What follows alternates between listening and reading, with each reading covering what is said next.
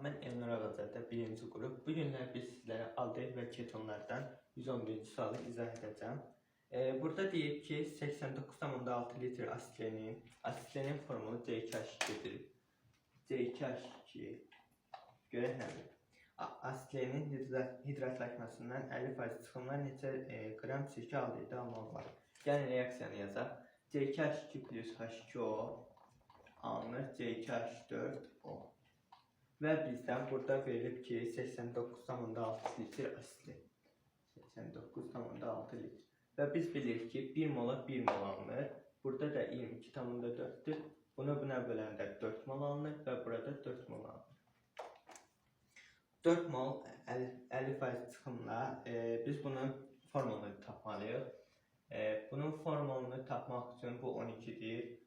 2 vur 12, sizə gəlsin 4 plus 16. Biz buradan da alırıq ki, cavab biz hesablamalardan aldıq ki, bu 44 qramdır. 44 qram olduğu üçün vururuq 4-ə. Əslində 4-ə də vurmaq olar, amma bu yüzden 50% çıxımla istədiyi üçün elə 2-yə vuraq bir dəfəlik.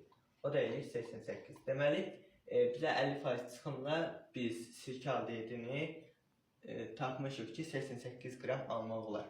Bugünlük bu qədər, sağ olun.